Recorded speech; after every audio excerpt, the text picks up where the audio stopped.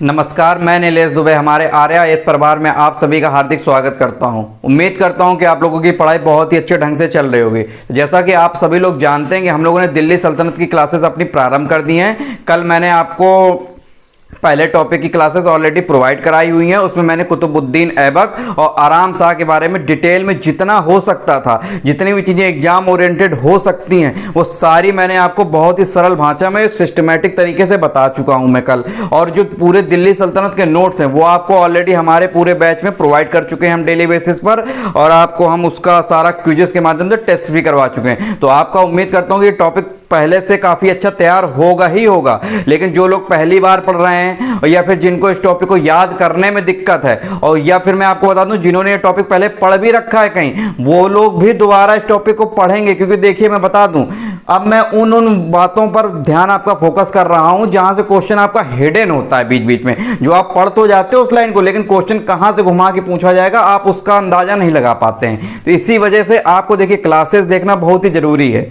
ठीक है, तो आज का टॉपिक हम स्टार्ट करने से पहले अपने कुछ थोड़ी सी 5 मिनट की मैं चर्चा करना चाहता हूं कि देखिए कुछ लोग क्या हो रहा है, बीच बीच में मेरे पास कई फोन कॉल्स आते हैं। बीच बीच में होता क्या है कि लोग मतलब उनकी समस्या है कि सर डिमोटिवेशन वाली समस्या एक लोगों के पास बहुत ही ज़्यादा है आज के टाइम पे, बहुत ही ज़्यादा। मतलब लोग करके आ रहे हैं, मतलब बोलते हैं कि सर 2 दिन तो पढ़ते हैं, 2 दिन तो मन लगता है पढ़ने, तीसरे दिन फिर मतलब कि सर सिलेक्शन होगा कि नहीं होगा, तैयारी हमारी हो रही है कि नहीं, डिमोटिवेट करके तीसरा दिन अपना खराब कर लेते हैं। तो मतलब लगातार कॉन्टिन्यूटी नहीं दे पा रहे हैं। तो मैं देखिए आपको डायरेक्टली एक बात कहना चाहूंगा कि आप जो अदर लोग तैयारी कर रहे हैं उनकी तैयारी से अपनी खुद की तुलना करो। अब जैसे दिल्ली सल्तनत टॉपिक है, हम देखिए किस तरीके से आपको पढ़ा रहे हैं। दिल्ली सल्तनत देखिए मैंने आपको बताया बहुत ही इंपॉर्टेंट टॉपिक, इससे क्वेश्चन आएगा ही आएगा। तो अब आपकी तैयारी का देखिए हम किस तरीके से करा रहे हैं। आपको तैयारी पहले हमने नोट्स के माध्यम से करा दी, सारी क्विजेस में टेस्ट सीरीज क्विजेस जो करवाते हैं डेली उसके माध्यम से करवा दी। अब देखिए उन्हीं टॉपिक्स का जो इंपॉर्टेंट है मैं वीडियो लेके लगातार आ रहा हूं। पूरी दिल्ली सल्तनत का आप देखेंगे पूरा वीडियो लेके आऊंगा। तो आप ये बताइए अब दिल्ली सल्तनत में क्वेश्चन आएगा कहां से बाहर? आप जब आप इतना डिटेल में पढ़ लिए, दिल्ली सल्तनत ही नहीं आगे चल के जो इंपॉर्टेंट टॉपिक्स होंगे, जैसे मुगल आएगा भी तो वो भी इंपॉर्टेंट बहुत हिस्सा है आपका मध्यकालीन भारत का, तो वो भी देखिएगा। मैं इसको वीडियोस आपको दूंगा, सारा प्रोवाइड करूंगा। बस मेन रहेंगे आपका सिलेक्शन करवाना है किसी भी तरह। उसके लिए चाहे हमें नोट्स के थ्रू मेहनत करनी पड़े, चाहे क्विजेस के थ्रू मेहनत करनी पड़े, चाहे वीडियोस के माध्यम से, हम हर वो चीज प्रोवाइड करेंगे। बस आपकी जिम्मेदारी इतनी है कि जितना हम डेली कराते चलें उतना करते चलिए। तो अभी मैं बोल रहा हूं कि अभी आप लोग केवल आपको वीडियो डेली का डेली जो प्रोवाइड कर रहा हूं वो बस एक बार देखना है अच्छे से। आप खुद देखेंगे दिल्ली सल्तनत आपकी जुबान पे रटी होगी, अदर लोगों की तुलना में आपकी तैयारी बहुत ही अच्छे लेवल की होगी। ठीक है, तो बिल्कुल परेशान मत होइए, अपनी तैयारी को इसी तरह कंटिन्यू बढ़ाते रहिए। 3 से 4 महीने की ये मेहनत होती है जीएस की। जिसने इस मेहनत को कर लिया, इसके बाद जीएस की उसकी हमेशा की टेंशन खत्म हो जाएगी। ठीक है, एक बार अच्छे से पढ़ लीजिए जीएस। तो आज का टॉपिक हम अपना इल्तुतमिश के बारे में हम पढ़ना है आज के हमें टॉपिक में। तो इल्तुतमिश के बारे में मैंने प्रीवियस क्लास में बताया था, कुतुबुद्दीन ऐबक और आराम शाह तक हमने पढ़ लिया था। आराम शाह को इल्तुतमिश जो है जूत की लड़ाई में हराता है और इसके बाद खुद शासक बन जाता है। ठीक, तो अब मैंने आपको बताया था इल्तुतमिश बहुत ही इंपॉर्टेंट टॉपिक है और इससे क्वेश्चन पेपर में बहुत ही ज्यादा आते हैं, बहुत ही इंपॉर्टेंट टॉपिक है। इसलिए मैंने केवल इल्तुतमिश पर आज केवल पूरा वीडियो जो इल्तुतमिश पर आधारित होगा, और आप देखेंगे इल्तुतमिश से रिलेटेड कितनी नई चीजें आज आपको देखने को मिलेंगी। और बिल्कुल आप जो आपको इल्तुतमिश को रट जाएगा, आप देखिएगा। बस इल्तुतमिश को ध्यान से बस हमारे वीडियो को लगातार देखते चले जाइए, सुनते चले जाइए। ठीक है, तो आज हम लोग अपनी क्लास स्टार्ट करते हैं। तो आज का हमारा पहला टॉपिक है इल्तुतमिश।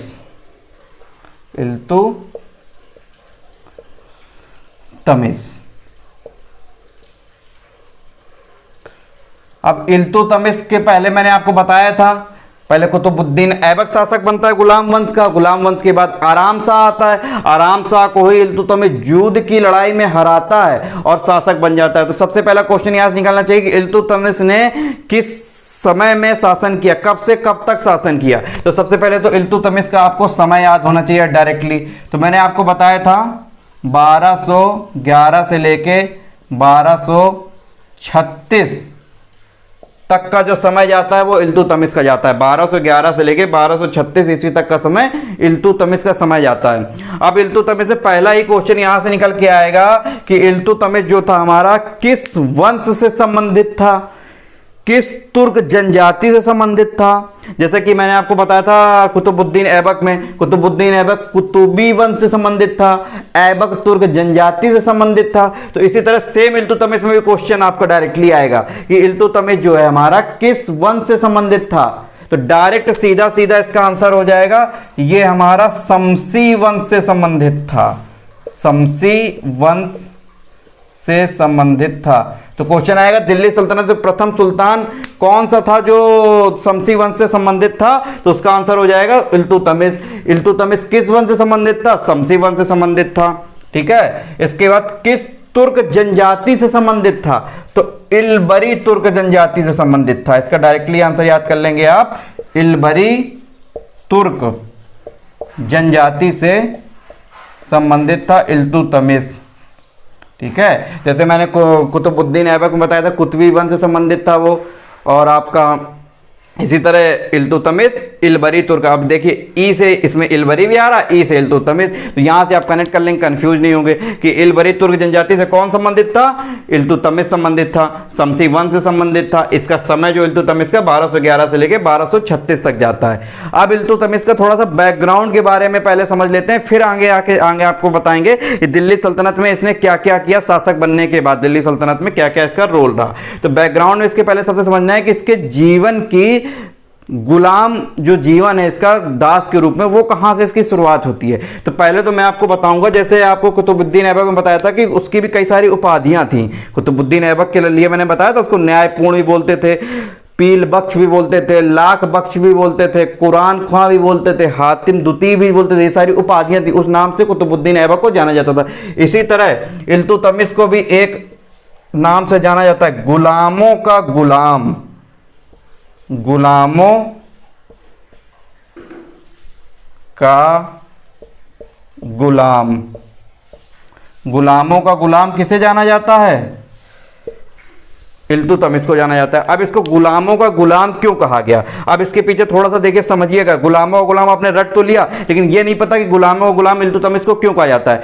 तो मैं आपको बता दूं, इल्तुतमिश जो था वो कुतुबुद्दीन ऐबक का गुलाम था। इल्तुतमिश कुतुबुद्दीन, पहले वो कुतुबुद्दीन ऐबक का गुलाम था, बाद में चलकर उसका वो दामाद बनता है, बाद में चलकर दामाद बनता है। कैसे होता है भी आपको बताऊंगा, बस अभी इतना समझिए कि इल्तुतमिश जो होता है वो हमारा कुतुबुद्दीन ऐबक का गुलाम होता है। और कुतुबुद्दीन ऐबक किसका गुलाम होता है? गोरी साहब का, मोहम्मद गोरी का गुलाम होता है। तो मोहम्मद गोरी का गुलाम हो गया कुतुबुद्दीन ऐबक, कुतुबुद्दीन ऐबक का गुलाम हो गया इल्तुतमिश, इसीलिए इसको गुलामों का गुलाम कहा जाता है। ठीक, अब इसके गुलाम जीवन की शुरुआत कैसे होती है इल्तुतमिश की? गुलाम जीवन की शुरुआत कैसे होती है इल्तुतमिश की, वो बताता हूं आपको। तो 1197 ईस्वी में, 1197 ईस्वी में कुतुबुद्दीन ऐबक, कुतुबुद्दीन ऐबक जो है हमारा इल्तुतमिश को दिल्ली में 1197 ईस्वी में कुतुबुद्दीन ऐबक ने दिल्ली में 1 लाख मुद्रा में, 1 लाख मुद्रा में इल्तुतमिश को दास के रूप में खरीदा था, दास के रूप में खरीदा था। ठीक है, 1197 ईस्वी में कुतुबुद्दीन ऐबक ने इल्तुतमिश को 1 लाख मुद्रा में दास के रूप में खरीदा था 1197 ईस्वी में। ठीक, तो यहां से इसके गुलाम जीवन की शुरुआत होती है।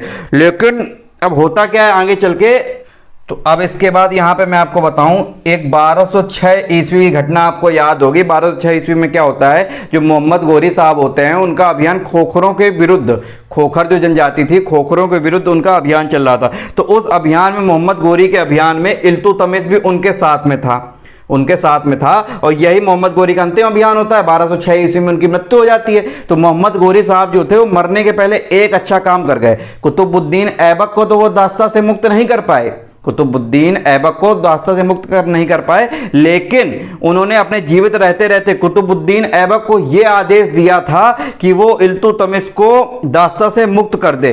क्यों आदेश दिया था, उसके पीछे क्या रीजन था? क्योंकि जो इल्तुतमिश था वो मोहम्मद गोरी के साथ आपका जो 1206 ईस्वी का खोखरों के विरुद्ध अभियान था, उसकी वीरता से उसकी वीरता से बहुत ज़्यादा मोहम्मद गोरी प्रसन्न होता है, उसकी साहस से, वीरता से प्रसन्न होता है और उसको आदेश देता है कि आप जो कुतुबुद्दीन ऐबक भाई साहब हैं वो इल्तुतमिश को उनकी दास्ता से मुक्ति दे दें। ठीक है, तो उन्होंने, मोहम्मद गोरी ने मरने से पहले ये अच्छा काम कर लिया था। तो 1206 ईस्वी में 1206 ईस्वी में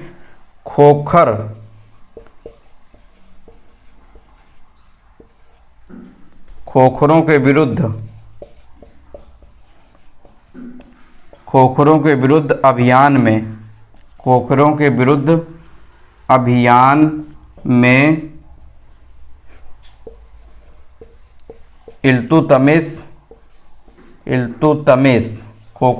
अभियान में इल्तुतमिश भी गोरी के साथ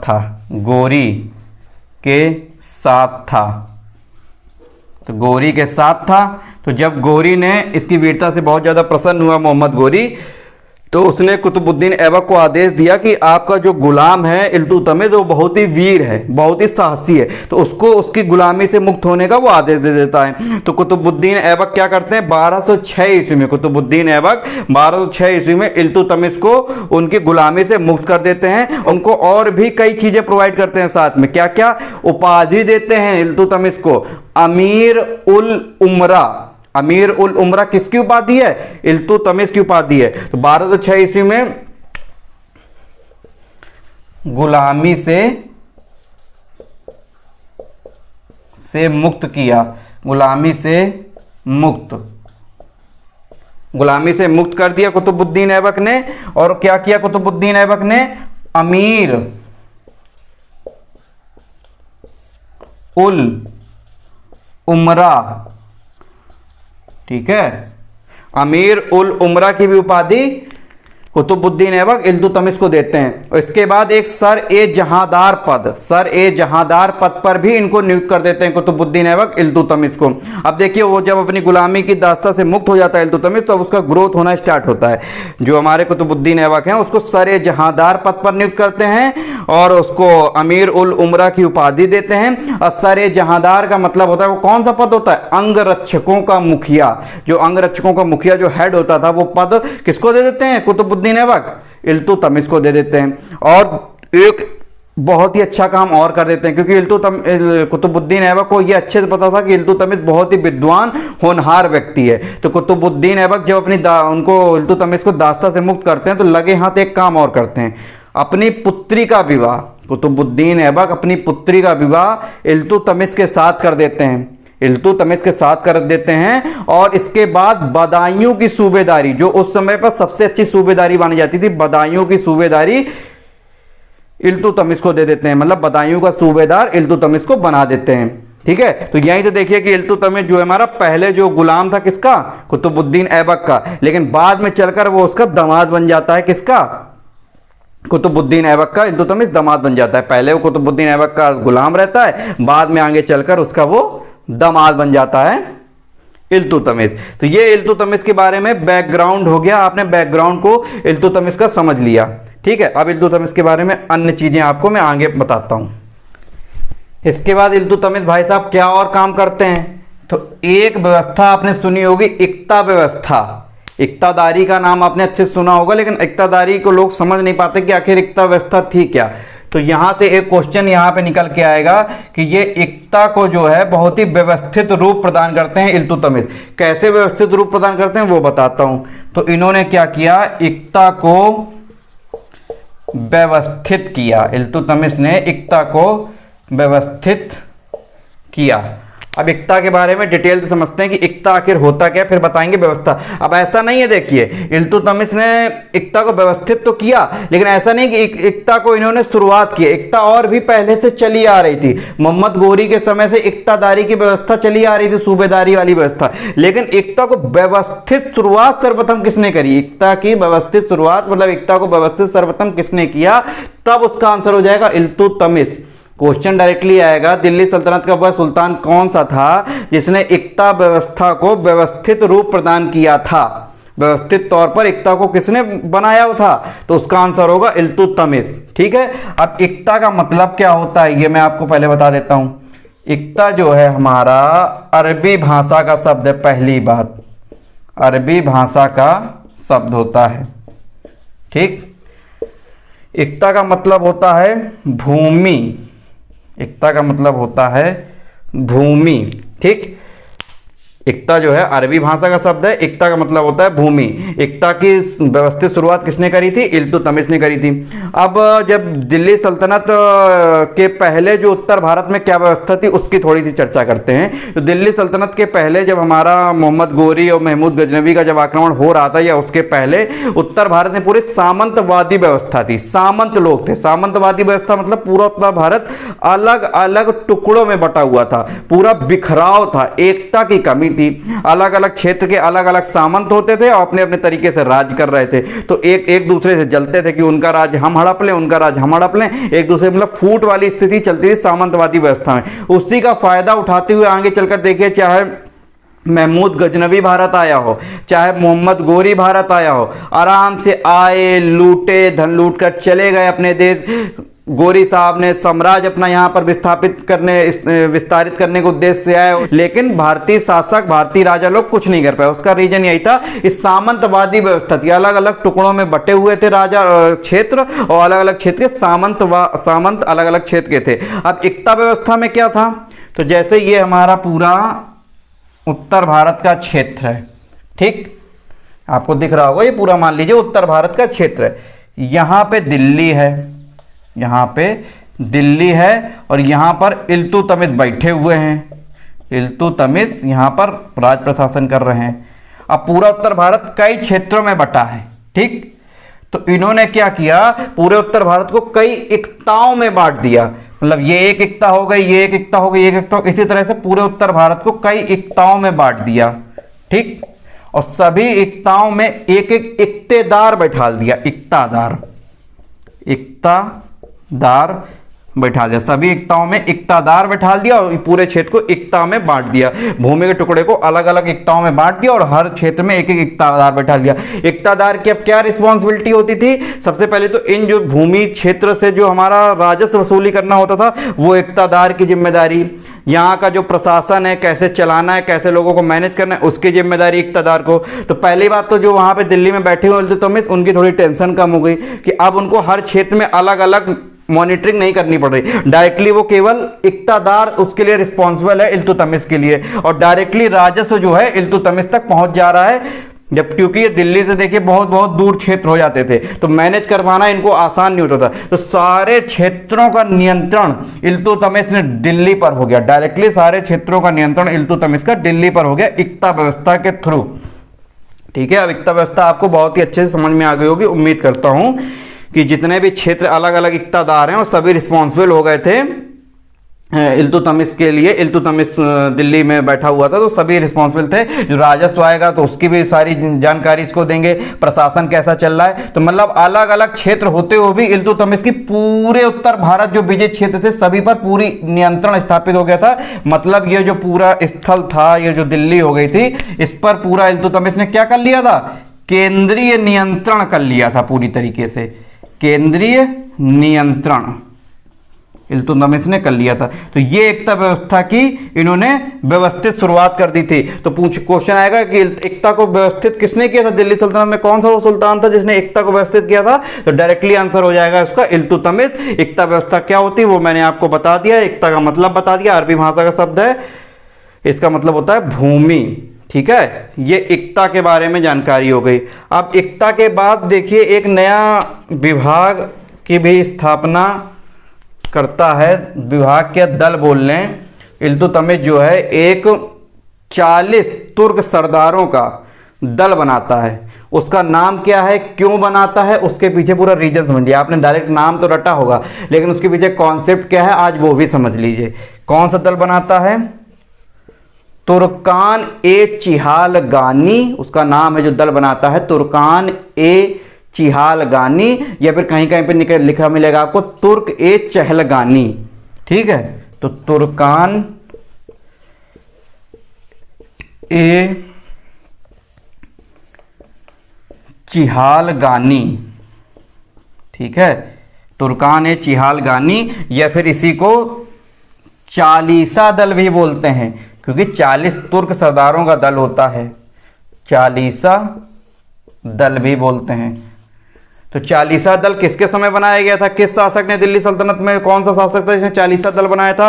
ये तुर्कान ने चिहलगानी दल बनाया था। तो उसका डायरेक्टली आंसर हो जाएगा इल्तुतमिश। अब क्यों बनाया था उसका मैं तो आपको थोड़ा सा कॉन्सेप्ट बताता हूँ, उसका बैकग्राउंड बताता हूँ, एक समझ विकसित करने के लिए। देखिए, जब कुतुबुद्दीन ऐबक का शासक था तो ऑलरेडी पहले से कई तुर्क अमीरों के दल चल रहे थे। अब अमीर वर्ड आया, देखिए मैंने अमीर आपको कल बताया था, अमीर क्या होते हैं? जो हमारे तुर्क सरदार होते हैं, जो किसी प्रशासनिक पद पर आसीन होते हैं, उनको हम अमीर बोलते हैं। और ये सारे कई वर्गों में बटे होते थे। ठीक है, दिल्ली में भी कुछ अमीर थे, कुछ लाहौर में भी अमीर थे, मैंने आपको बताया था ना कल। तो इसी तरह से क्या था, जो हमारा कुतुबुद्दीन ऐबक के समय कई अमीर वर्ग गुट अलग अलग थे। कौन कौन से गुट हो गए? जैसे आपका एक गुट हो गया मुइज्जी गुट, एक हो गया मुइज्जी गुट, एक हो गया कुतुबी गुट, एक मुइज्जी गुट। अब ये गुट क्या करते थे? कुतुबुद्दीन ऐबक के फेवर में रहते थे। उस समय जब कुतुबुद्दीन ऐबक शासन कर रहा था तो उसके समय फेवर में थे। लेकिन जब कुतुबुद्दीन ऐबक की मृत्यु हो जाती है, तो जब इल्तुतमिश शासक बनता है, तो ये गुट जो है हमारे इसके विरोध में होते हैं। ये गुट इसके विरोध में होते हैं, इल्तुतमिश के। अब जब विरोध में ही है, जब हमारा सपोर्ट ही नहीं कर रहे हो, तो इल्तुतमिश अपने राज सिंहासन का पूरा डिपेंडेंसी उस पर कैसे रख सकता है, उन गुटों पर? और तुर्कों की बहुत ज्यादा, जो तुर्क अमीर लोग थे, उनकी बहुत ज्यादा प्रशासन में बहुत ज्यादा मतलब भूमिका होती थी पूरे राज काज को शासन करने में।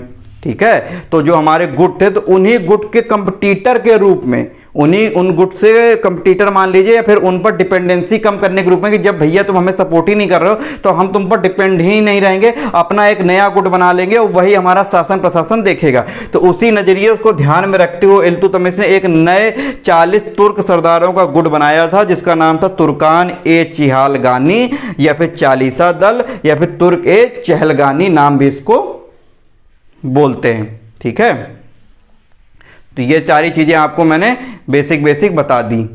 अब इसके कुछ ईयर में जो घटनाएं हुई हैं उस पर चर्चा कर लेते हैं। तो एक घटना सबसे पहले, तो आप पेपर में यहां से क्वेश्चन भी आया है, 1221 में क्या होता है? तो 1221 में आपने एक मंगोल का नाम सुना होगा, उसका नाम है चंगेज खां।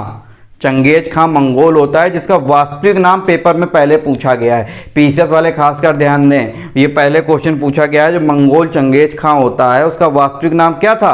तेमुजिन। तो एक मंगोल जो था हमारा 1221 में क्या करता है? मंगोल जो हमारा चंगेज खां होता है, चंगेज खां होता है, ठीक है, जिसका वास्तविक नाम जो है हमारा तेमुजिन होता है। ठीक है, ये क्या करता है? 1221 में सिंधु नदी तक आ जाता है, 1221 में सिंधु नदी तक आ जाता है, लेकिन दिल्ली सल्तनत पर आक्रमण नहीं करता। क्यों आता है, क्यों आक्रमण नहीं करता? उसका रीजन मैं आपको सबसे पहले थोड़ी कहानी बता देता हूं, उसके पीछे है क्या। सिंधु नदी जो होती है वो दिल्ली सल्तनत और मंगोलों की सीमा होती है। मंगोलों की सीमा कौन सी होती है? सिंधु नदी। एक तरफ दिल्ली सल्तनत, दूसरी तरफ मंगोल। तो मंगोलों के आक्रमण से दिल्ली सल्तनत 1221 में बच जाता है। कैसे बच जाता है, क्यों आता है चंगेज खां? तो 1221 में क्या होती है घटना, जो ख्वारिज्म शाह, ईरान के शासक ख्वारिज्म शाह के राजकुमार होते हैं, उनका नाम होता है जलालुद्दीन मंगबरनी। तो जलालुद्दीन मंगबरनी क्या करते हैं? मंगोल चंगेज खां के आक्रमण से बचने के लिए भारत भागकर आ जाता है। भारत भागकर जलालुद्दीन मंगबरनी, जो ख्वारिज्म शाह के बेटे या राजकुमार होते हैं ईरान के, जलालुद्दीन मंगबरनी, वो भारत भागकर आ जाते हैं। तो भारत भागकर जब वो आते हैं सिंधु नदी को पार करके, तो चंगेज खां सिंधु नदी के उस पार इनका इंतजार करता है, मंगबरनी का इंतजार करता है। लेकिन मंगबरनी भारत क्यों आते हैं भागकर? क्योंकि मंगबरनी को ऐसा लगता है कि भारतीयों से, जो शासक थे उनसे, हमारा ईरान के जो हमारे पिताजी थे, जो हमारे, उनसे, भारतीयों से हमारे अच्छे घनिष्ठ संबंध थे पहले। तो हो सकता है जो इस समय हमारा जो भारत शासक शासन कर रहा हो, तो उससे जो है हमें कुछ मदद मिल जाए, हमारी रक्षा हो जाए मंगोल के आक्रमण चंगेज खां से। चंगेज खां के लिए मैं बता दूं बहुत ही वीर, बहुत ही प्रतिष्ठित और बहुत ही होनहार व्यक्ति था। इसकी वीरता से इल्तुतमिश अच्छी तरह वाकिफ था। इसी वजह से मंगबरनी, जलालुद्दीन मंगबरनी की इल्तुतमिश मदद नहीं करता, वो डायरेक्टली मदद मना कर देता है कि हम भैया आपकी मदद नहीं कर पाएंगे, क्योंकि हम मदद करेंगे तो मंगोलों का आक्रमण भी दिल्ली सल्तनत पर हो जाएगा। और अभी अभी दिल्ली सल्तनत का हम नया नया फॉर्मेट कर रहे हैं, अपने राज्य को नया नया विकसित कर रहे हैं, उसकी सारी व्यवस्था को अभी हमने सही किया हुआ है, एकता व्यवस्था लाई हुई है, सब चीजों को फॉर्मेट कर रहे हैं। तो इस नए बनते हुए राज्य पर अगर मंगोलों का आक्रमण हो गया तो हमारा राज्य जो है बनने से पहले ही खत्म हो जाएगा। इसी नजरिए को ध्यान में रखकर इल्तुतमिश जो है हमारा जलालुद्दीन मंगबरनी की मदद नहीं करता है। तो जलालुद्दीन मंगबरनी क्या है, 1221 में भागकर भारत तो आ जाता है और ये लगभग 1223-24 तक भारत मर रहता है और इंतजार में कि इल्तुतमिश इनकी मदद करेगा। और इनका वेट करते रहते हैं लगातार चंगेज खां सिंधु नदी के उस पार, ठीक है। लेकिन जब इल्तुतमिश मदद से मना कर देता है जलालुद्दीन मंगबरनी की, तो जब मंगबरनी को समझ में आ गया कि हमें कोई मदद नहीं मिलेगी, तो मंगबरनी फिर वापस भारत से चला जाता है। और जैसे ही वापस जाता है तो ये मंगोल चंगेज खां भी सिंधु नदी को पार किए बिना, भारत पर आए बिना ही वापस वो भी लौट जाता है। तो इस तरह से जो हमारा भारत और दिल्ली सल्तनत होती है मंगोलों के आक्रमण से बच जाती है। अब इसके पीछे इतनी कहानी होता है, उसको बताने के पीछे रीजन क्या था। एक बार पेपर में पहले क्वेश्चन आया था कि मंगोलों की जो सीमा थी, मंगोलों की सीमा थी कहां तक थी, तो मंगोलों की सीमा सिंधु नदी तक थी, सिंधु नदी तक। क्वेश्चन एक पहला पीसीएस में आया हुआ है कि मंगोलों की सीमा कहां तक थी, सिंधु नदी, क्योंकि सिंधु नदी को पार करके पूरब में मंगोल नहीं आ पाए थे, चंगेज खां पार नहीं किया था, वहीं पे इंतजार करता रहा था जलालुद्दीन मंगबरनी का, ठीक है। तो सिंधु नदी तक ही मंगोल रुक गए थे और उनके आक्रमण से दिल्ली सल्तनत बच गया था। तो क्वेश्चन आया था कि मंगोलों की सीमा कहां तक थी, तो दिल्ली सिंधु नदी तक थी मंगोलों की सीमा, ठीक। तो हमारा जो ख्वारिज्म शाह के राजकुमार, ख्वारिज्म शाह के राजकुमार कौन, जलालुद्दीन मंगबरनी, जलालुद्दीन मंगबरनी, जलालुद्दीन मंगबरनी जो है हमारा मंगोल चंगेज खां के आक्रमण से बचने के लिए भारत आता है, लेकिन इल्तुतमिश इसकी हेल्प नहीं करते हैं। तो जलालुद्दीन मंगबरनी जो है वापस चला जाता है 1223-24 ईस्वी में। तो चंगेज खां भी सिंधु नदी से ही वापस चला जाता है, सिंधु नदी के पूरब में प्रवेश नहीं करता है। तो हमारा दिल्ली सल्तनत जो है चंगेज खां या फिर मंगोलों के आक्रमण से बच जाता है। और ये भी क्वेश्चन बहुत ज़्यादा इंपॉर्टेंट है, गौर कीजिएगा। ये जो तैमुजिन है, तैमुजिन है ना, चंगेज खां जो मंगोल होता है उसका वास्तविक नाम क्या होता है, तैमुजिन। ये वास्तविक नाम है इसका, ये इसका वास्तविक नाम है तैमुजिन, ठीक। मंगोलों की सीमा कहां तक है, सिंधु नदी तक। अब देखिए एक क्वेश्चन से कितने सारे क्वेश्चन निकल के आए। अब आपने लेकिन कॉन्सेप्ट भी देखिए समझ लिया, उसके पीछे बैकग्राउंड भी समझ लिया, घटना भी समझ ली, तो अब आपकी माइंड में डायरेक्टली वो बात बन गई, एक ही बार में डायरेक्टली बन गई बात, बस आपने इसको अच्छे से समझ लिया। तो ये हमारी 1221 की घटना होती है, ठीक है। अब इसके बाद अगली घटना आएगी 1229 की। इसके बाद अगली घटना आएगी 1229 की। 1229 में क्या होता है, तो एक चीज आपको मैं बता दूं कि जो इल्तुतमिश होता है वो अपने शासन करने की वैधता या स्वीकृति गौर के किसी शासक से ना लेकर, गौर के किसी शासक से ना लेकर खलीफा अल मुंतसिर बिल्लाह, खलीफा का नाम है ये, अल मुंतसिर बिल्लाह से अपने शासन की स्वीकृति प्राप्त करता है 1229 ईस्वी में। कुतुबुद्दीन ऐबक क्या करता है, कुतुबुद्दीन ऐबक जो होता है हमारा, वो गौर के शासक, जो गौर का मोहम्मद गोरी का जो उत्तराधिकारी शासक होता है उसका भतीजा गयासुद्दीन महमूद, आपने देखा था 1206 ईस्वी से 1208 ईस्वी तक उसने मलिक सिपह सलार के तौर पर काम किया था कुतुबुद्दीन ऐबक ने। फिर कुतुबुद्दीन ऐबक ने 1208 ईस्वी में गौर के उत्तराधिकारी शासक से जो है हमारी, उसने अपनी शासन करने की वैधता को प्रमाणित करवाया था, दास्ता से मुक्त हुआ था। लेकिन इल्तुतमिश ने क्या किया, गौर के किसी उत्तराधिकारी से अपने शासन करने की वैधता का सर्टिफिकेट हासिल ना किया, बल्कि वो डायरेक्टली खलीफा से, उसने जो खलीफा हमारा अल मुंतसिर बिल्लाह थे, उनसे डायरेक्टली इन्होंने शासन करने की वैधता का सर्टिफिकेट हासिल करवाया था। तो इससे क्या बात निकल के आई कि दिल्ली सल्तनत को एक स्वतंत्र राज्य के रूप में, एक स्वतंत्र और एक वैधानिक राज्य के रूप में किसने स्थापित किया था, उसका डायरेक्टली आंसर निकल के आएगा इल्तुतमिश। क्यों किया था? क्योंकि इसने गौर के उत्तराधिकारी से शासन की परमिशन, शासन करने की स्वीकृति नहीं हासिल करी थी, डायरेक्टली उसने खलीफा से ही कर ली थी। तो दिल्ली सल्तनत को एक स्वतंत्र राज्य के रूप में स्थापित कर दिया था। तो क्वेश्चन यही आएगा डायरेक्टली, सुनिए मेरी बातों को ध्यान से सुनिए, क्वेश्चन डायरेक्टली यही आएगा कि दिल्ली सल्तनत को एक स्वतंत्र राज्य, वैधानिक राज्य के रूप में किसने स्थापित किया था, वो प्रथम सुल्तान कौन है, उसका आंसर आएगा इल्तुतमिश। क्यों किया था? क्योंकि उसने गौर के किसी शासक से स्वीकृति नहीं ली थी, बल्कि एक खलीफा थे। कौन? खलीफा। ये हमारे बगदाद के अंतिम अब्बासी खलीफा, बगदाद के अंतिम अब्बासी खलीफा, क्या नाम था उनका? अल मुंतसिर। नाम देखिए कितना प्यारा है, कितना कठिन है, जो कि बोलने में इतना कठिन है, लेकिन 2-3 बार बोलेंगे याद हो जाएगा। अल मुंतसिर बिल्लाह। ये कौन है? ये बगदाद के अंतिम अब्बासी खलीफा। खलीफा क्या होते हैं मैंने ऑलरेडी आपको प्रीवियस क्लास में पूरा डिटेल में बताया है, खलीफा एक एक वर्ड को समझाया है। तो अल मुंतसिर बिल्लाह से अपने शासन की स्वीकृति प्राप्त करता है इल्तुतमिश। तो दिल्ली सल्तनत में प्रथम वो सुल्तान कौन सा होता है जो अपने शासन की वैधता जो है खलीफा से स्वीकृत करवाता है? अल मुंतसिर बिल्लाह से। उसका आंसर इल्तुतमिश। गौर के किसी शासक से स्वीकृति नहीं प्राप्त करता है, इसी वजह से ये हमारा दिल्ली सल्तनत को स्वतंत्र राज्य के रूप में स्थापित कर देता है, इसी वजह से। और दूसरी चीज क्या है, एक मैंने आपको पहले बताया था, इक्ता को व्यवस्थित किया था।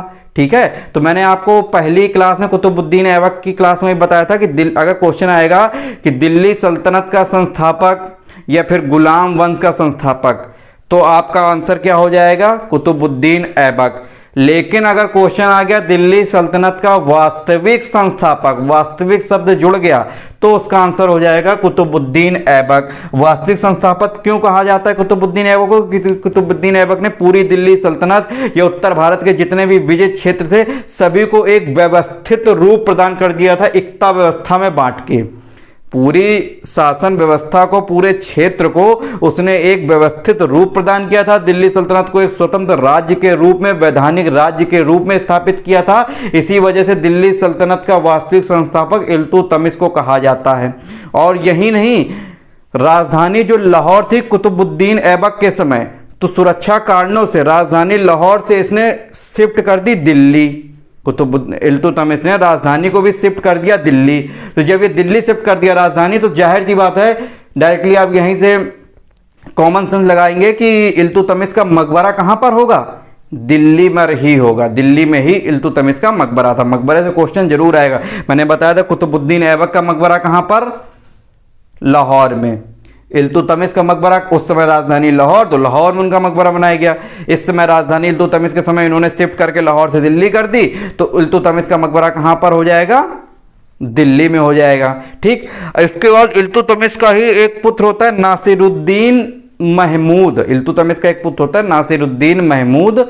उसके बारे में अभी हम डिटेल में आपको आगे बताते हैं क्या है। अभी ईयर की बात कर रहे हैं, तो ईयर घटनाओं में क्या क्या हुआ वो देख लेते हैं। तो 1221 में मंगोलों के आक्रमण से दिल्ली सल्तनत बच जाता है। सिंधु नदी तक मंगोलों की सीमा होती है। वास्तविक नाम चंगेज खां का तैमुजीन होता है। 1229 में इल्तुतमिश जो है हमारा गौर के किसी शासक से स्वीकृति ना लेकर अपने शासन की, बल्कि खलीफा अल मुंतसिर बिल्लाह, ये डायरेक्टली नाम बहुत इंपॉर्टेंट है। अभी तक इससे क्वेश्चन नहीं आया है, लेकिन ये पीसीएस वालों के लिए बहुत ही इंपॉर्टेंट है। इसको इंपॉर्टेंट मार्क करके कहीं पर नोट जरूर कर लीजिएगा। अगर नोट्स में है तो बहुत अच्छी बात है, अंडरलाइन कीजिए, नहीं है तो इसको नोट कीजिए कि 1229 में किस खलीफा से इल्तुतमिश ने अपनी शासन की वैधता का सर्टिफिकेट हासिल किया था? अल मुंतसिर बिल्लाह से। ठीक है, तो ये 1229 तक की घटना हो गई। अब 1229 के बाद अगली घटना आएगी 1231 की। 1231 को क्या होता है? 1231 को इल्तुतमिश जो है हमारे ग्वालियर अभियान करते हैं। ग्वालियर अभियान, और ये अभियान बहुत ही इंपॉर्टेंट है। क्यों इंपॉर्टेंट है अभी बताता हूं। 1231 को इल्तुतमिश जो है हमारे ग्वालियर अभियान करते हैं। तो ग्वालियर का एक राजा होता है मंगल देव, ग्वालियर का राजा होता है मंगल देव। तो मंगल देव क्या करते हैं, जब इन पर आक्रमण करता है इल्तुतमिश 1231 में ग्वालियर में, तो इसका लगभग 10-11 महीने तक तो सामना करता है मंगलदेव। लेकिन मंगलदेव को समझ में आ जाता है कि इल्तुतमिश के सामने हम टिक नहीं पाएंगे, तो ये राजधानी छोड़कर मंगलदेव भाग जाते हैं और ग्वालियर पर अधिकार जो है इल्तुतमिश का हो जाता है और दिल्ली के अधीन ही ग्वालियर भी हो जाता है। ठीक है, तो एक यहाँ से क्वेश्चन सबसे इंपॉर्टेंट निकल के आएगा कि ग्वालियर तो जीत लिया, लेकिन ग्वालियर जीतने के बाद यहाँ के शासन व्यवस्था को संभालने के लिए इल्तुतमिश किसको डिप्यूट करता है, किसको इल्तुतमिश यहाँ पर डिप्यूट करता है इसके शासन को संभालने के लिए। तो एक नाम आएगा, अब देखिएगा ये क्वेश्चन इंपॉर्टेंट है, मिन्हाज उस सिराज का आप नाम सुने होंगे, मिन्हाज उस सिराज। अब यहाँ पे लोग कंफ्यूज क्यों होंगे, क्योंकि ये क्वेश्चन देखिए हिडन क्वेश्चन है और बहुत ही इंपॉर्टेंट क्वेश्चन है, क्योंकि आपको भी पता है मिन्हाज उस सिराज कौन थे, ये दरबारी विद्वान थे, बहुत ही विद्वान व्यक्ति थे, पुस्तक लिखा करते थे। और किसके दरबारी विद्वान थे, इल्तुतमिश के। तो आपके मन में डायरेक्टली यही आएगा कि ये जो पुस्तक, अगर पेपर में क्वेश्चन आ गया आपको नहीं पता होता तो आपका इस ऑप्शन पर तो कभी नजर ही नहीं जाएगी, क्योंकि आपको पता है ये विद्वान है, ये शासन व्यवस्था कहाँ संभालेंगे। लेकिन ग्वालियर विजय का जो राजकाज दिया था इल्तुतमिश ने, वो मिन्हाज उस सिराज को ही दिया था।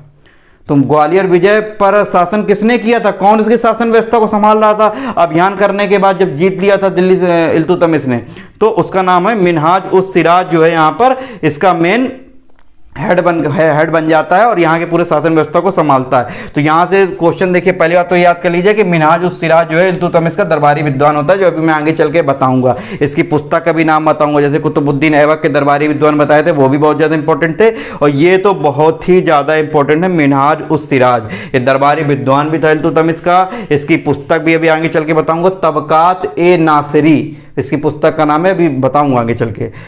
मिन्हाज उस सिराज जो है हमारा, पुस्तक भी लिखते हैं, लेकिन मेन यहाँ पर समझने वाली बात है कि मिन्हाज उस सिराज जो है ग्वालियर के शासन व्यवस्था को पूरा संभालते हैं ग्वालियर अभियान को जीतने के बाद। तो ये जो अभियान होता है इल्तुतमिश जो है 1231 में आक्रमण करता है और वही लगभग ये मान के चलिए कि 1232 ईस्वी तक ग्वालियर को जीत लेता है।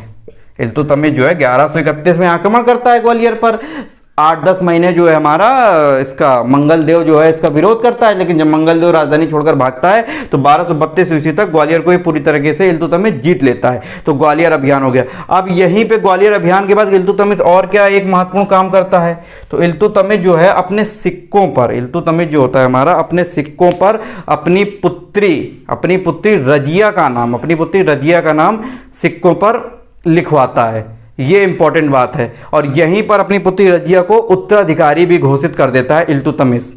ठीक है, तो क्वेश्चन आएगा ग्वालियर विजय के बाद इल्तुतमिश ने किस उत्तराधिकारी को घोषित किया था, अपने पुत्रों में से किसको उत्तराधिकारी घोषित किया था। डायरेक्टली आंसर आएगा रजिया को।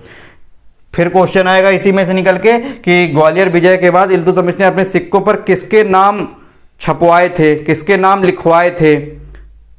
सीधा सा आंसर होगा रजिया का। तो ग्वालियर विजय के बाद सिक्कों पर रजिया सुल्ताना, जो आगे चल के शासका बनेंगी, अभी रजिया का नाम लिखवाया था, रजिया का नाम लिखवाया था। और रजिया को ही इल्तुतमिश ने यहीं पे उत्तराधिकारी भी घोषित कर दिया था अपना, कि जब हमारी मृत्यु हो जाएगी तो हमारे बाद जो है हमारा रजिया राजकाज संभालेंगी। ठीक, तो अब देखिए ग्वालियर अभियान इसीलिए बहुत ज़्यादा इंपॉर्टेंट हो जाता है। तो ग्वालियर अभियान के बाद इल्तुतमिश ने किसको अपना उत्तराधिकारी घोषित कर दिया था, तो डायरेक्टली आंसर हो जाएगा रजिया को। अभियान के बाद, ग्वालियर अभियान के बाद सिक्कों पर इल्तुतमिश ने किसका नाम लिखवाया था, तो रजिया का नाम लिखवाया था। इसलिए ग्वालियर को अभियान को जीतने के बाद किसे अपने दरबारी विद्वान को या किस व्यक्ति को इल्तुतमिश ने वहां पे डिप्यूट किया था वहां के ग्वालियर के राजकाज को संभालने के लिए, मिन्हाज उस सिराज। लोगों की नज़र इस पर इसलिए नहीं आती क्योंकि लोग सोचते हैं ये विद्वान थे, ये तो किताब लिखते थे, दरबारी विद्वान थे इल्तुतमिश के, लेकिन ये शासन प्रशासन में भी इल्तुतमिश के साथ जुड़े हुए थे। ग्वालियर का इन्होंने ही राजकाज बाद में संभाला था। ठीक है, तो मिनहाज उस सिराज बहुत ही इंपॉर्टेंट नाम है, अभी भी यहाँ पर इनका रोल देखने को मिलेगा। अभी आगे चल के मैं दरबारी विद्वान में इनकी सारी चीज़ें बताऊंगा। तो ग्वालियर अभियान के बाद जब 1231-32 के बाद अंतिम अभियान जो इल्तुतमिश का होता है 1236 में होता है। कौन सा अभियान होता है?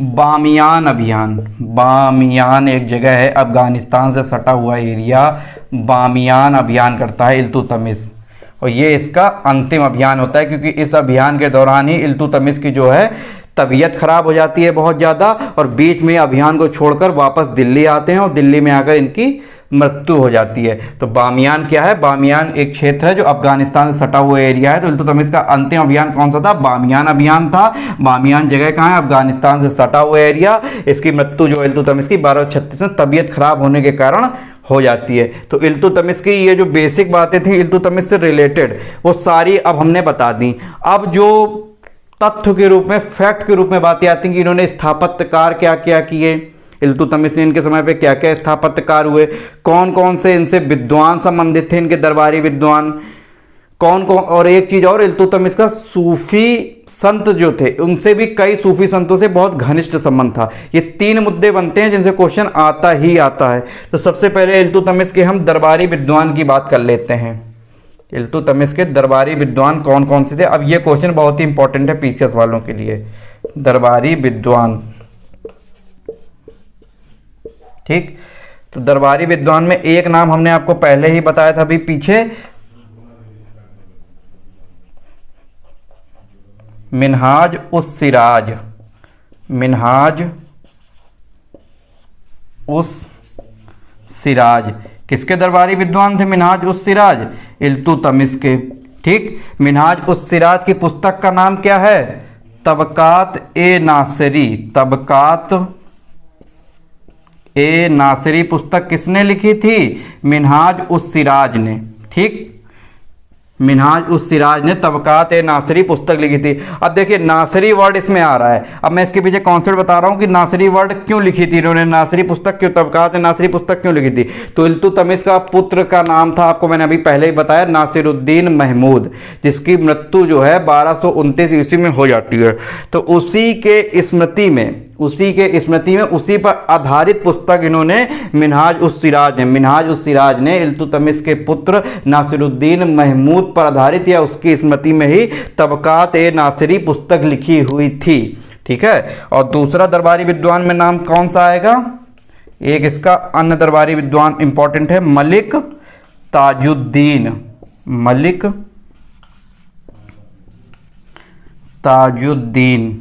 मलिक ताजुद्दीन किसका दरबारी विद्वान था?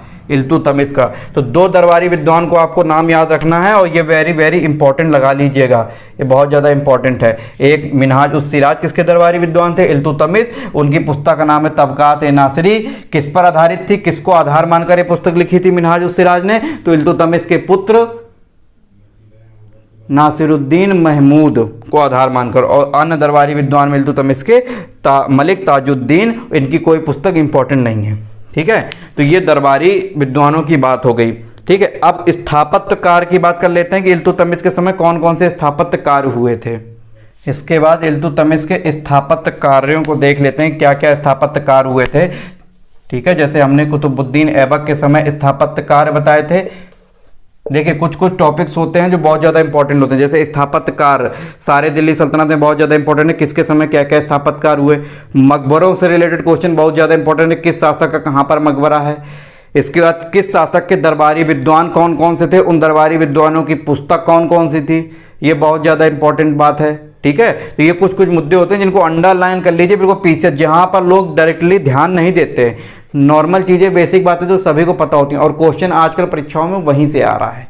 ठीक है, तो इस कार्य इनके समय पे क्या क्या हुए उस पर चर्चा कर लेते हैं। तो सबसे पहले स्थापत्य कार्य में मैं आपको बता दूं, इल्तुतमिश ने कुतुब मीनार का निर्माण पूरा करवाया था, आरंभ नहीं करवाया था। आरंभ तो कुतुबुद्दीन ऐबक ने ही करवा दिया था, लेकिन उसका निर्माण पूरा करवाने से पहले कुतुबुद्दीन ऐबक की मृत्यु हो गई थी, और कुतुबुद्दीन ऐबक ने 4 मंजिला डिसाइड किया था कि 4 मंजिला कुतुब मीनार को बनाएंगे। तो कुतुब मीनार को पूरा करवाया, कुतुब मीनार का निर्माण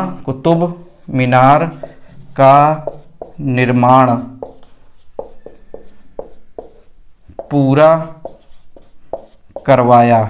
किसने?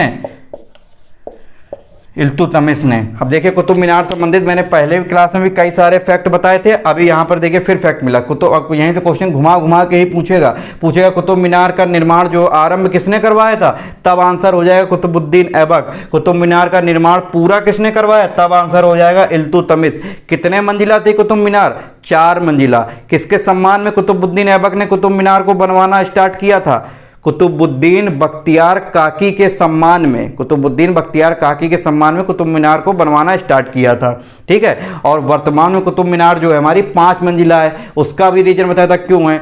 फिरोज शाह तुगलक के समय 4था मंजिला इसका जो क्षतिग्रस्त हो गया था, लेकिन फिरोज शाह तुगलक जो थे अपने लोक कल्याणकारी कार्यों में ज़्यादा रुचि रखते थे, तो ये करते क्या है, फिरोज शाह तुगलक 4थी मंजिल को ये जो है हमारे बनवाते हैं और लगे ही हाथ उसकी 5वीं मंजिल ही बनवा देते हैं। इसी वजह से वर्तमान में कुतुब मीनार 5 मंजिला हमें दिखाई देती है, लेकिन 4 मंजिला ही स्टार्टिंग में प्रस्तावित की गई थी। ठीक है, तो इसी के समय कुतुब मीनार को पूरा करवाया गया था इल्तुतमिश को। दूसरा स्थापत्य कार्य क्या करवाया था, तो एक मकबरा है इनके पुत्र नासिरुद्दीन महमूद का, सुल्तान गढ़ी का मकबरा, क्योंकि इनके पुत्र की मृत्यु जो है इनके शासनकाल के दौरान ही हो गई थी। इल्तुतमिश की मृत्यु तो 1236 ईस्वी में जाके हो रही है, लेकिन जो इनका पुत्र नासिरुद्दीन महमूद, उसकी मृत्यु जो है हमारी 1229 में ही हो गई थी। तो इन्हीं के शासनकाल के दौरान ही इनके पुत्र का मकबरा बनाया गया। तब सुल्तान गढ़ी का क्षेत्र कहां पर है, तो दिल्ली के ही समीप ये क्षेत्र पड़ता है, सुल्तान गढ़ी का क्षेत्र। तो सुल्तान गढ़ी का मकबरा इन्हीं के समय बनाया गया था। सुल्तान, बहुत इंपॉर्टेंट है ये मकबरा, बिल्कुल याद कर लीजिए, सुल्तान गढ़ी का मकबरा। ठीक, अब इसमें सबसे ज़्यादा इंपॉर्टेंट बात क्या है वो मैं बता दूं। सुल्तान गढ़ी का मकबरा ये भारत में बना हुआ प्रथम मकबरा था, भारत में बना हुआ प्रथम मकबरा था। ये क्वेश्चन बहुत ही ज़्यादा इंपॉर्टेंट है। प्रथम मकबरा भारत में किसका था? नासिरुद्दीन महमूद का, सुल्तान गढ़ी का मकबरा। ये किसका मकबरा था? नासिरुद्दीन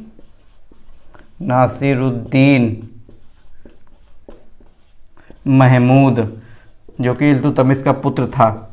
ठीक है, इसका मकबरा सुल्तान गढ़ी का मकबरा इसी के शासनकाल के दौरान बनाया जाता है, जो कि भारत में बना हुआ, ये बहुत ही ज़्यादा इंपॉर्टेंट लाइन है, इसको अंडरलाइन कर लीजिएगा। भारत में बना हुआ प्रथम मकबरा किसका है? नासिरुद्दीन महमूद का भारत में बना हुआ प्रथम मकबरा है। ठीक, तो ये बात हो गई। क्योंकि जो इसके पहले जो मकबरा कुतुबुद्दीन ऐबक का था वो तो लाहौर में है। वर्तमान नज़रिए से अगर देखा जाए तो अब तो पाकिस्तान भारत का हिस्सा नहीं है, तो अब तो भारत के बाहर है, लेकिन वर्तमान नज़रिए से देखा जाए तो भारत में बना हुआ प्रथम मकबरा सुल्तान गढ़ी का मकबरा ही है। वो मकबरा किसका था? नासिरुद्दीन महमूद का था। नासिरुद्दीन महमूद कौन था? इल्तुतमिश का पुत्र था, जिसकी मृत्यु जो है हमारी 1229 ईस्वी में हो जाती है। ठीक है, तो इसी शासनकाल के दौरान ही इसकी मृत्यु हो जाती है। तो ये 2 स्थापत्य कार्य आपने देख लिए। और कौन कौन से स्थापत्य कार्य हैं? इसके बाद अगला स्थापत्य कार्य आ जाएगा हमारा शमसी तालाब। किसके समय बना हुआ था? इल्तुतमिश ने बनवाया था। कहां पर? बदायूं में। जब ये बदायूं का सूबेदार था, बदायूं में इल्तुतमिश ने शमसी तालाब का निर्माण कराया था। और कौन कौन सा बनाया था? शमसी ईदगाह का भी निर्माण इल्तुतमिश ने करवाया था। शमसी ईदगाह का निर्माण भी इल्तुतमिश ने करवाया था। और कौन कौन से? शमसी ईदगाह कहां पर? दिल्ली में। ठीक, इसके बाद इल्तुतमिश के समय 2 मदरसे भी बने थे। इसके समय 2 मदरसे भी बने थे। कौन कौन से 2 मदरसे थे? मदरसा, अब ये इंपॉर्टेंट क्वेश्चन है। मदरसा, एक ये इंपॉर्टेंट क्वेश्चन है मदरसा, एक सुल्तान गढ़ी का मकबरा, ये इंपॉर्टेंट है। कुतुब मीनार का निर्माण पूरा करा था, ये भी इंपॉर्टेंट है। शमसी तालाब, शमसी ईदगाह भूल भी जाएंगे तो कोई दिक्कत नहीं। मदरसा का भी 2 इसके समय निर्माण हुआ था। कौन कौन से मदरसे? एक मदरसा था नासिरी मदरसा और एक का नाम है मदरसा ए मुइज्जी। लोगों को आमतौर पर मदरसा ए मुइज्जी तो पता होता है, नासिरी मदरसा नहीं पता। तो नासिरी मदरसा, कौन कौन से 2 मदरसे? नासिरी मदरसा किसके समय बनवाया गया था? इल्तुतमिश के समय। और कौन सा मदरसा? मुइज्जी, मुइज्जी, मदरसा ए मुइज्जी। तो नासिरी मदरसा और मदरसा ए मुइज्जी किसके समय बनवाया गया था? इल्तुतमिश के समय। और कौन कौन से स्थापत्य कार्य हुए थे? तो इसी के समय हमारा गंधक की बावली भी बनवाई गई थी।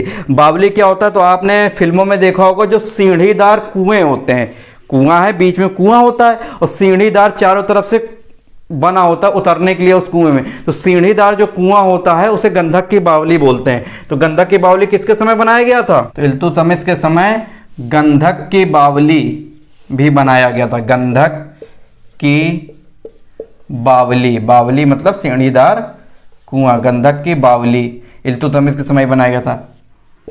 इसी के समय एक मकबरा नागौर में भी बनाया गया था। कौन सा? अतार किन का मकबरा। अतार किन का मकबरा कहां पर बनाया गया था? ये नागौर में। किसके समय बनाया गया था? इल्तुतमिश के समय बनाया गया था।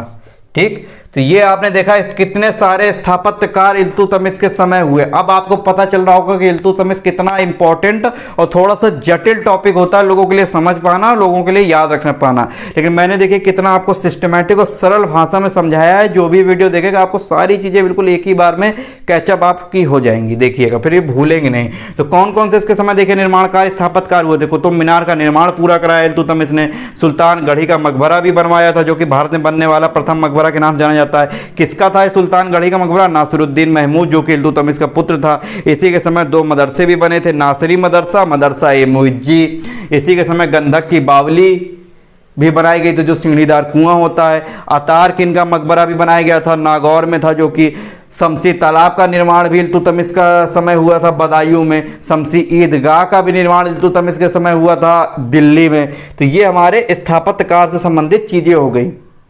अब बहुत ही इंपॉर्टेंट मुद्दा एक मैंने आपको बताया कि इल्तुतमिश का जो है बहुत सारे सूफी संतों के साथ घनिष्ठ संबंध था। तो पेपर में क्वेश्चन आएगा कि आपको कई सारे सूफी संतों का नाम दे देगा, उसमें से पूछ देगा कि किन किन सूफी संतों का घनिष्ठ संबंध इल्तुतमिश से था। ये सब क्वेश्चन बहुत इंपॉर्टेंट है, सूफी संत वाला बता दूं। और दूसरी तरह से क्वेश्चन क्या पूछेगा कि कौन कौन से सूफी संत थे जो हमारे इल्तुतमिश के समकालीन थे। तो मैं देखिए 4-5 सूफी संतों का आपको नाम बताऊंगा, बिल्कुल रट लीजिए। थोड़े नाम कठिन है लेकिन एक बार रट लेंगे, और पेपर में इनसे क्वेश्चन पहले भी आया है और कितना हिडन क्वेश्चन आया वो भी आपको बताऊंगा। पहले सूफी संतों का नाम बता देता हूं, कौन कौन से सूफी संतों के साथ इनका घनिष्ठ संबंध था। तो कई सारे सूफी संतों का घनिष्ठ संबंध, लेकिन मैं आपको जो इंपॉर्टेंट है सूफी संत उनके नाम डायरेक्टली बता देता हूं। देखिए, एक सूफी संत तो निकल के आएंगे कुतुबुद्दीन बख्तियार काकी, जिसके सम्मान में कुतुबुद्दीन ऐबक ने कुतुब मीनार का निर्माण आरंभ करवाया था। तो एक सूफी संत हैं कुतुबुद्दीन बख्तियार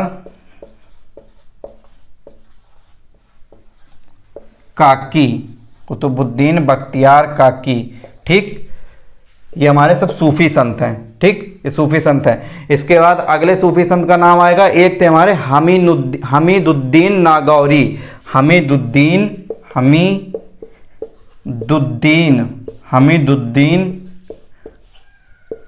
नागौरी।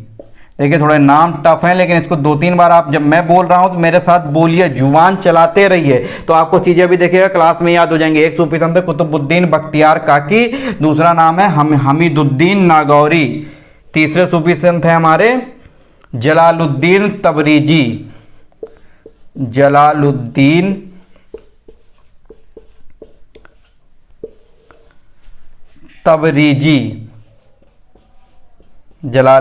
तबरीजी। अगले सूफी संत हैं जिनका इनके साथ घनिष्ठ संबंध था, क्या नाम है? बहाउद्दीन जकारिया। और इनसे पहले क्वेश्चन भी आया है, बहाउद्दीन जकारिया।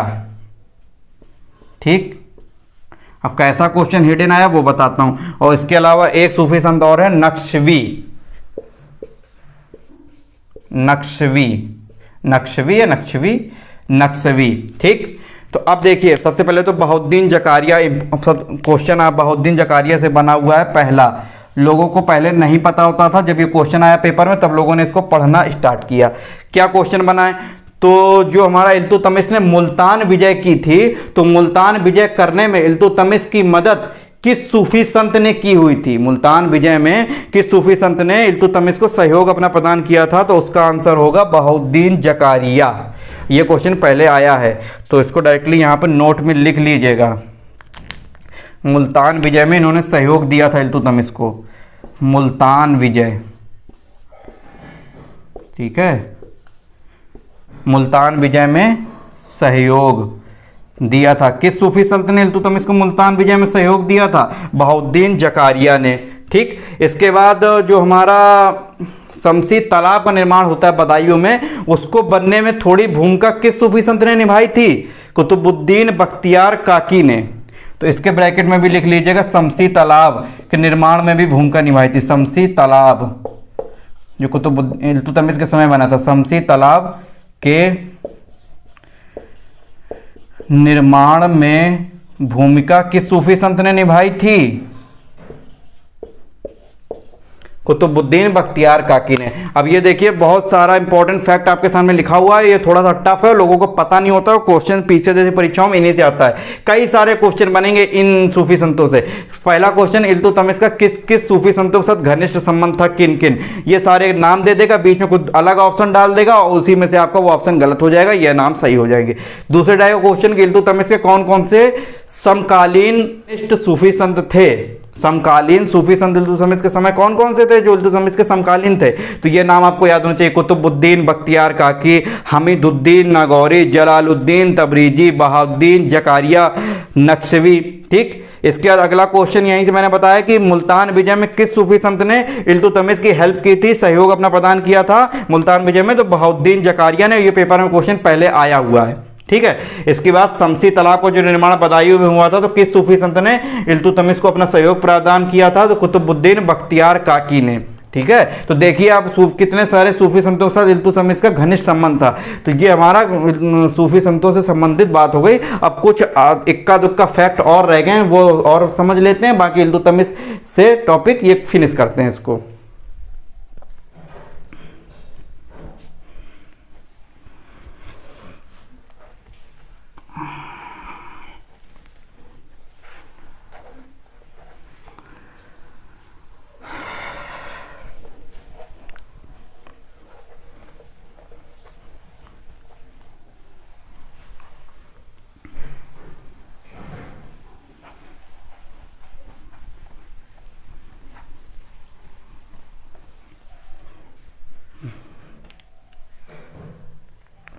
अब कुछ सिक्कों की बात कर लेते हैं। मैंने सिक्कों के बारे में इल्तुतमिश के पहले कुछ अभी थोड़ी चीजें आपको बताई थी, इक्का दुक्का तभी छूट गए हैं जो बहुत ही इंपॉर्टेंट है, वो बता देता हूं।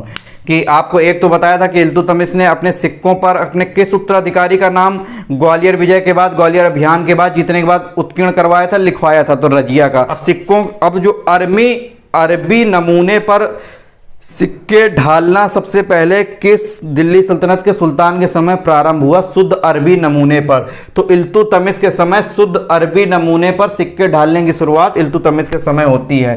तो ये लिख लेंगे, अरबी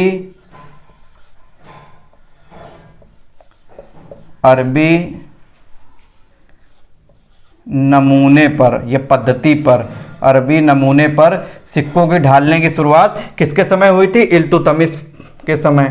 और ये सिक्के जिस टकसाल में ढाले जाते थे, तो उस टकसाल का नाम भी इन सिक्कों पर लिखा होता था। तो टकसाल का नाम भी सिक्कों पर लिखा होता था। और इल्तुतमिश ने सिक्कों पर अपना भी नाम लिखाया हुआ था, खलीफा के प्रतिनिधि के रूप में। इसके बाद इसमें दो इंपॉर्टेंट सिक्के चलाए हुए थे, उनका डायरेक्टली नाम पूछा जाता है पेपर में। कौन कौन से? एक सिक्के का नाम है टंका, पढ़ रखा होगा आपने, इंपॉर्टेंट फैक्ट है। एक का नाम है जीतल, ये सिक्कों के नाम है। टंका और जीतल सिक्के किसके समय चलाए गए थे? इल्तुतमिश के समय। टंका कितने ग्रेन का होता था? टंका 175 ग्रेन का होता था। ठीक, किस धातु का बना होता था टंका? तो ये हमारा चांदी का बना होता था। ठीक। और जीतल जो है हमारा, जीतल है हमारा, जीतल, ठीक, ये हमारा तांबे का बना होता था। जीतल तांबे का और टंका चांदी का बना होता था। तो जीतल, टंका और जीतल नामक दो सिक्के जो थे हमारे किस दिल्ली सल्तनत शासक के समय चलाए गए थे? इल्तुतमिश के समय। टंका किसका बना होता था? चांदी का। अब यहाँ पे कंफ्यूजन होता है कि जब ये याद कर लेते हैं तो आप ये कंफ्यूज हो जाते हैं टंका चांदी का था कि तांबे का था। तो आप देखिए इसको प्रैक्टिकल याद करिए, जिस तरीके से मैंने आपको बताया नेचुरल चीज़ों को जोड़ के। अब टंका देखिए किस शब्द से मिलता जुलता है, तो टंका नाम आप कहीं ना कहीं डंका, डंका बज गया, डंका बज गया, विजय, विजय का नाम आता है ना, तो उसी से जोड़ लीजिए। अब जब डंका बज गया तो बड़ा काम हो रहा है, बड़ा काम तो बड़ी धातु उससे जुड़ी होगी, तो मतलब चांदी, चांदी का सीधा सीधा रिलेशन हो गया टंका से। तो टंका नामक सिक्का किससे जुड़ा था? डायरेक्टली चांदी से। और जीतल का, जीतल किस धातु का बना था? तांबे का बना होता था। टंका हमारा 175 गेंद का होता था। तो सिक्कों में टंका और जीतल नामक दो सिक्के बहुत ही इंपॉर्टेंट हैं। ठीक, तो ये सिक्कों की बात हो गई। अब एक अंतिम मुद्दा रह गया है जो छूट गया है, वो मैं आपको अब बता देता हूं लास्ट में, कि एक क्वेश्चन आता है बंगाल और बिहार को अलग अलग किसने बांटा था? पहले जो बंगाल में ही बिहार आता था, दोनों क्षेत्र एक ही थे, बंगाल और बिहार दोनों एक ही थे, लेकिन बंगाल और बिहार को किसने बांट दिया था? किस दिल्ली सल्तनत के सुल्तान ने बंगाल बिहार को अलग अलग दो क्षेत्रों में बांट दिया था? उसका आंसर हो जाएगा इल्तुतमिश। अब क्यों बांटा था, ये बहुत ही इंपॉर्टेंट फैक्ट है। पहले तो ये फैक्ट लिख लीजिए, बंगाल तथा बिहार को अलग अलग कर दिया था, बंगाल तथा बिहार को अलग अलग कर दिया था। अब करने का रीजन क्या था? देखिए मैं आपको थोड़ा सा इसके बैकग्राउंड बताता हूं, थोड़ा सा सुन लीजिए, आपकी देखिए एक समझ विकसित होगी और आपको रीजन समझ में आ जाएगा कि बंगाल और बिहार को क्यों इल्तुतमिश ने अलग अलग दो हिस्सों में बांट दिया था। तो देखिए बंगाल और बिहार पर के शासक मोहम्मद गोरी के समय ही जीत हो गई थी, अधिकार हो चुका था। अन्य सरदार था कौन सा? इख्तियारुद्दीन, हमने बताया था इख्तियारुद्दीन बख्तियार खिलजी 1204 में बंगाल और बिहार पर आक्रमण करता है और बंगाल की राजधानी नदिया पर कब्जा कर लेता है और बाद में राजधानी को बदलकर लखनौती कर देता है, नदिया से नदिया को बदलकर लखनौती नाम कर देता है। तो बंगाल पर तो पहले ही के शासकों का आधिपत्य स्थापित हो चुका था, लेकिन अब ये है दिल्ली, ये है दिल्ली। अब दिल्ली के पूरब में देखा जाए तो बंगाल का हिस्सा कितनी दूर पर है? बंगाल बिहार पूर्वी हिस्से में देखा जाए कितना दूर पर है? दिल्ली के पश्चिमी हिस्से में देखा जाए तो गुजरात कितनी दूर पर है? तो उन पर नियंत्रण बनाए रखना, जो दूरस्थ क्षेत्र के एरिया थे उन पर नियंत्रण बनाए रखना दिल्ली सल्तनत के शासकों के लिए हमेशा से दिक्कत बनी रही, चाहे दिल्ली सल्तनत हो, चाहे मुगल काल के शासक हों। अभी आगे चल के आप देखिएगा कि दिल्ली से जितने भी दूरस्थ क्षेत्र हैं, चाहे वो पश्चिम में हो चाहे पूरब में हो, हमेशा से वहां पर समय समय विद्रोह होता रहता था, क्योंकि दिल्ली सल्तनत के शासक पूरी तरह से वहां पर अपना नियंत्रण स्थापित नहीं कर पाते थे दूरी की वजह से। जब तक शाही सेना पहुंचती थी, युद्ध जीतती थी, वापस लौटती थी, वापस अपना कोई ना कोई विद्रोह कर देता था, और विद्रोह को दबाने के लिए जब तक राजा गया तब तक विद्रोह फूट चुका होता था। तो उसी विद्रोह के क्रम में जब बंगाल को पहले जीता जा चुका था तो एक व्यक्ति का नाम था क्या? हैसामुद्दीन, हैसामुद्दीन नामक एक व्यक्ति जो है बंगाल बिहार में विद्रोह कर देता है इल्तुतमिश के विरुद्ध, दिल्ली सल्तनत के विरुद्ध। हिस्सा कहीं कहीं किताबों में हैसामुद्दीन लिखा मिलेगा, कहीं कहीं पे हैसामुद्दीन भी लिखा मिल जाता है, तो कंफ्यूज नहीं होना, चाहे हैसामुद्दीन लिखा हो चाहे हैसामुद्दीन लिखा हो, बात देखिए। तो हैसामुद्दीन जो है हमारा विद्रोह कर देता है। तो इस विद्रोह को दबाने के लिए इल्तुतमिश सीधा बंगाल जाता है, इस विद्रोह को दबाता है, इस विद्रोह को समाप्त करता है और फिर से बंगाल और बिहार पर अपना अधिकार स्थापित कर लेता है। और बंगाल पर शासन करने के लिए एक व्यक्ति को डिप्यूट कर देता है जब वो हैसामुद्दीन को हराता है। किस व्यक्ति को?